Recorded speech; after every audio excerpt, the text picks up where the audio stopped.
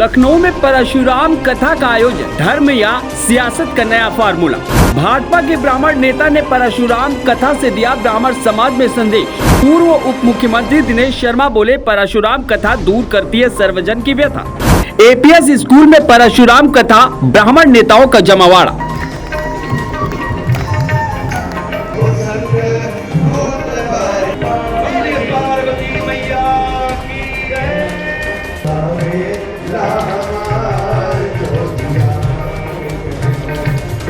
जी हाँ, ये दृश्य है भगवान परशुराम कथा का। वैसे तो ये कथा भाजपा नेता शिव प्रकाश मिश्रा सेनानी ने अपने नए प्रतिष्ठान एपीएस स्कूल के उद्घाटन के उपलक्ष्य में कराई, लेकिन कल ये कथा खास इसलिए बन गई क्योंकि कल ही सपा में ब्राह्मणों की बैठक हुई थी और भगवान परशुराम के मान सम्मान पर बात की गई थी। लेकिन शाम को भाजपा नेता के स्कूल पर परशुराम कथा सियासत में चर्चा का विषय बन गई। परशुराम कथा सुनने पूर्व उप मुख्यमंत्री एवं राज्यसभा सांसद दिनेश शर्मा, पूर्व मंत्री सुनील भराला, भाजपा युवा मोर्चा के उपाध्यक्ष रोहित मिश्रा समेत तमाम दिग्गज पहुंचे। पूर्व उप मुख्यमंत्री दिनेश शर्मा ने इस दौरान सपा के ब्राह्मण प्रेम पर तंज कसते हुए संदेश दिया कि ब्राह्मण भाजपा के साथ था, भाजपा के साथ रहेगा। मिश्रा के नाम पर ब्राह्मणों को लामबंद करना चाहते हैं। क्या इन सब ने, क्या वो भूल गए? पहले तो नीरज मिश्रा का कटा हुआ सर कन्नौज से कि नीरज मिश्रा का चुनौती देकर जो सर काटा गया था,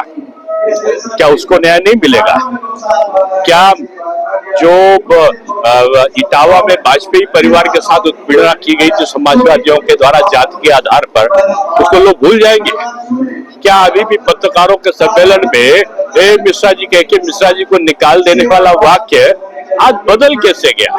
चुनाव आने पर लोग अपने वाक्य को बदल लेते हैं, अपने विचार को बदल लेते हैं। भारतीय जनता पार्टी किसी जाति का नहीं, लेकिन सभी जातियों का सम्मान का भाव रखती है।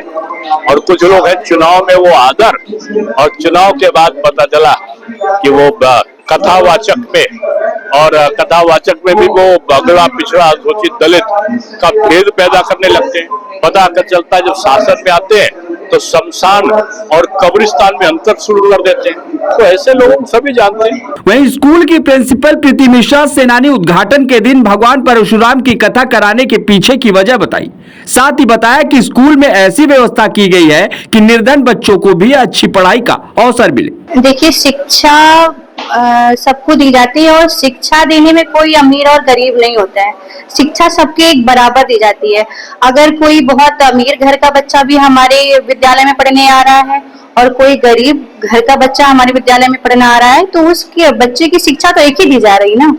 फीस स्ट्रक्चर को लेकर क्या? फीस स्ट्रक्चर अभी हम लोगों ने एक बराबर रखा है, चाहे वो मिडिल क्लास का हो चाहे वो, तो हमने यहाँ जो एरिया है उस हिसाब से हमने देख के रखा है फीस स्ट्रक्चर।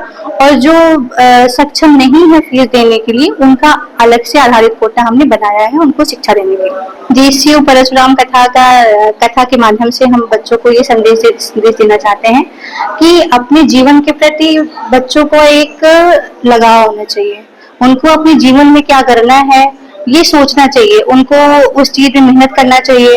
फिलहाल मोहनलालगंज के ममेरा एयरफोर्स में बने एपीएस स्कूल के उद्घाटन में भगवान परशुराम कथा सियासत का केंद्र बिंदु भी बन गई है।